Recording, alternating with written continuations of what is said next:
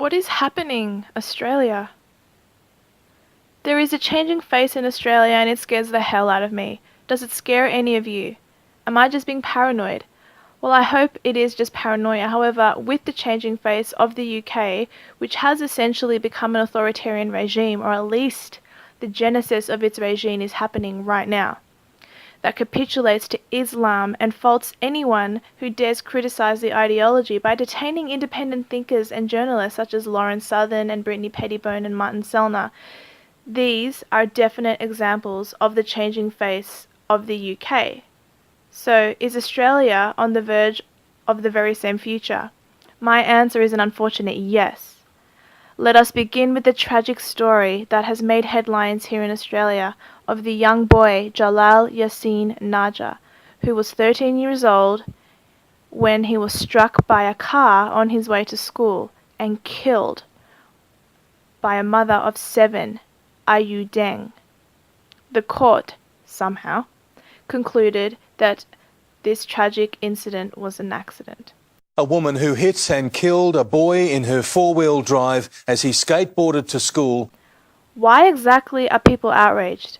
Because the punishment decided was 80 hours of community service. Has been sentenced to 80 hours community service. The victim's heartbroken mother has started a campaign demanding police reopen their investigation. Little Jalal's life was worth a mere 80 hours of labour. It is simply tragic that this is even a reality. This could be bearable if it were not for the way Ayou Deng comported herself. Look at how she treats the people around her. At previous court appearances, Deng has been aggressive, lashing out at 7 News. She has yet to speak up and recognise that she took a life. She has yet to apologise to the family for killing their child.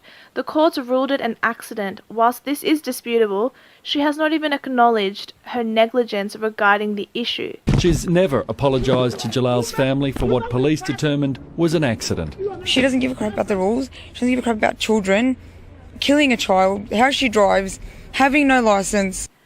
There is no remorse being demonstrated. One cannot help but presume this woman genuinely has no remorse, which, if you ask me, is an indicator of guilt. She didn't render any assistance to Jalal while he was lying on the road. The police spoke to me that morning very briefly, and I fully expected to have to make a statement. And they've never come and asked me a single question. To add insult to injury, according to Toluna.com, which tends to uncover hidden gems online that fail to emerge onto the mainstream consciousness, Ayou Deng is a mother of 7 children, with 5 that have been taken away from her due to reports of neglect and abuse. Additionally, according to Aussie political pundit Avi Yemeni, Ayou Deng had previously been charged with unlicensed driving and assault charges. She showed up to the trial in the same unregistered vehicle that struck Jalal, and she drove into the courthouse still unlicensed. Surrounded by supporters, Ayou Deng left court without a word for her victim's family. Do you regret what happened? The mother of 7 ran over and killed 13-year-old Jalal Yasin-Naja as he crossed a road in Brookfield, but police only charged her with unlicensed driving. She's essentially spitting on the laws and customs of our great nation, and she is spitting and disrespecting the life of a little boy who was taken away by a woman who shows nothing but disrespect for the Australian way. And why? Because we have allowed her to do it.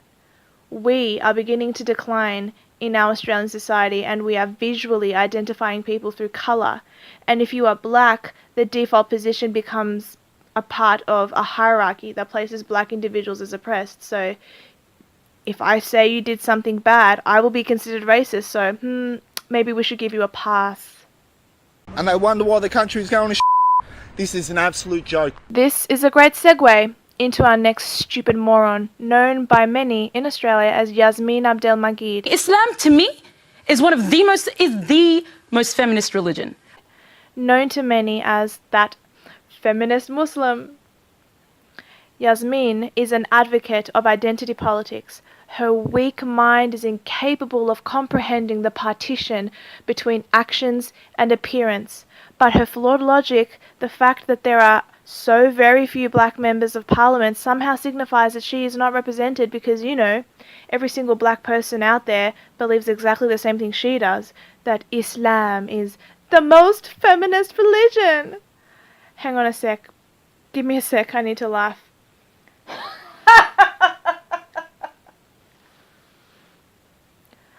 Oh, okay, I've composed myself.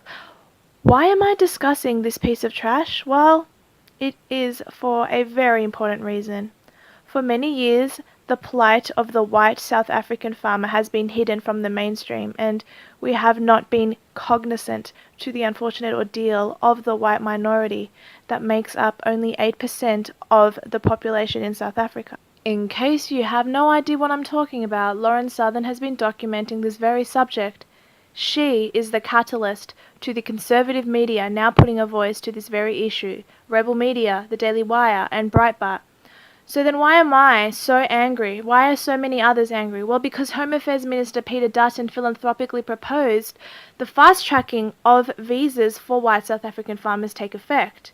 The proposal was met with this response by Yassmin Abdel-Magied. This is an absolute joke. Australia considers fast-track visas for white South African farmers. I mean, the proposal has been denied due to the array of stupid bullshit backlash that occurred regarding his suggestion to save white people, correction, people, from a black majority where the government has stated, "The time for reconciliation is over. We must ensure that we restore the dignity of our people without compensating the criminals who stole our land." South Africa votes to confiscate white-owned land without compensation.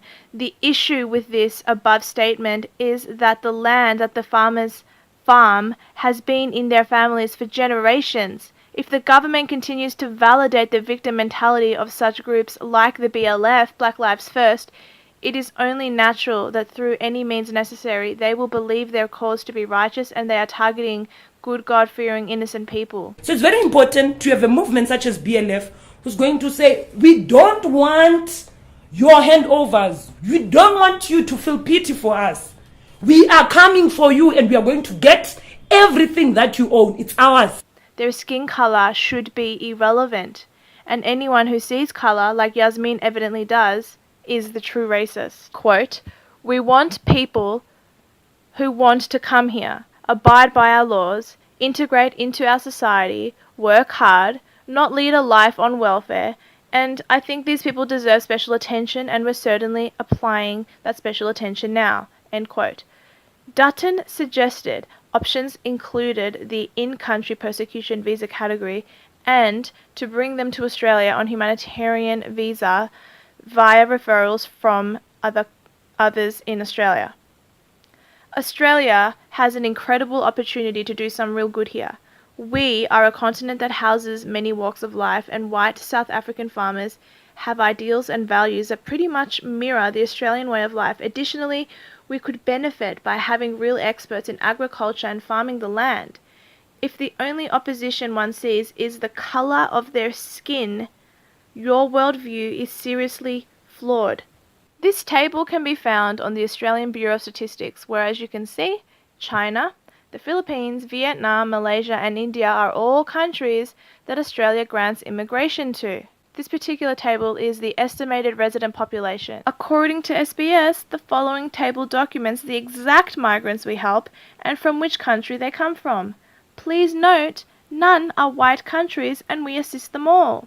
It was 1978 when an Ethiopian Jew sent a letter to Israel informing them that they existed and were being persecuted by a Christian majority country. What followed was an incredible event in human civilization.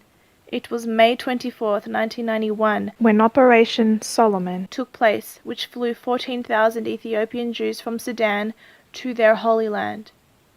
There was a lot hanging in the balance, and after a long period of time, with the risk of famine, disease, and a corrupt government using the beta Jews as hostages, an agreement was made and Israel was able to help an entire group of people who had been persecuted. The color of their skin was irrelevant. They might have been saving their own people, ideologically speaking, but the point here is that a white majority nation helped a minority who were black in another land. Come on, Australia. Let us help the defenseless despite their colour. The still secret airlift will carry more than 14,200 Jews to Israel, the largest number of immigrants ever in one day.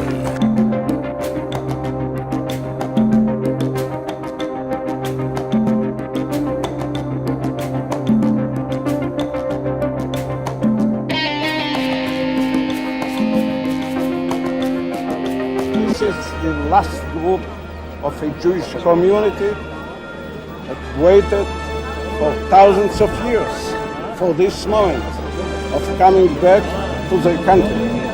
And we did it.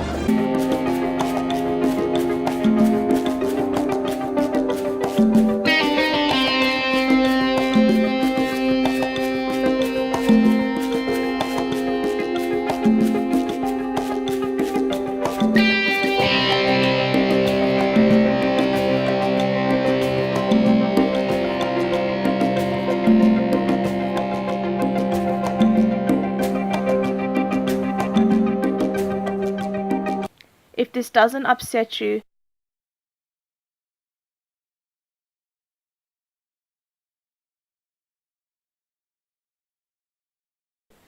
I can't understand you. We have solidly assisted Muslim refugees from Syria, Iran, Iraq and Sudan. Miranda Devine wrote a very poignant article titled "Racists Showing Their True Colours Through Ignorance." This portion of the article reads, Australia will settle 18,750 refugees, or persecuted minorities, in 2018 and 19.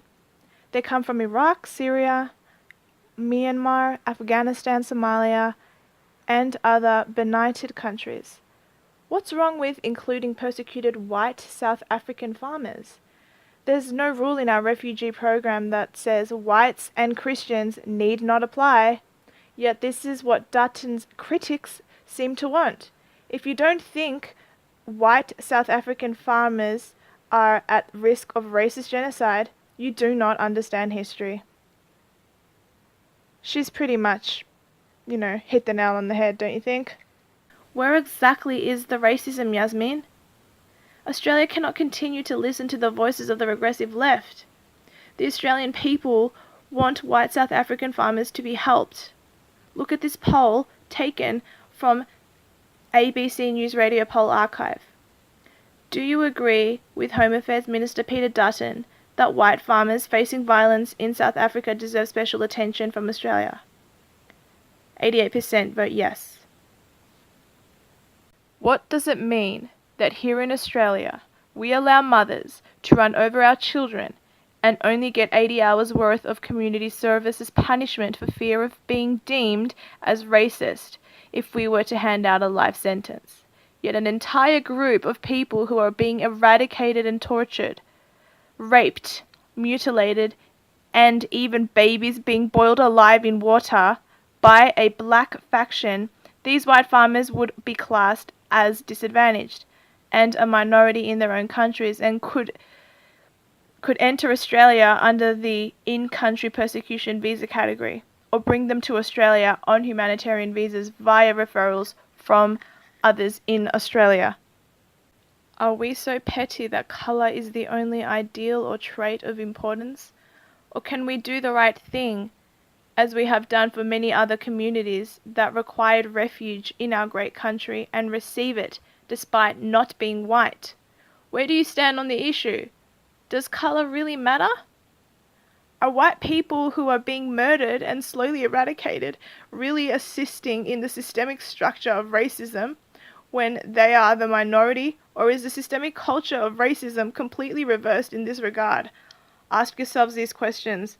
Please share, like, and subscribe this video. Thanks, guys.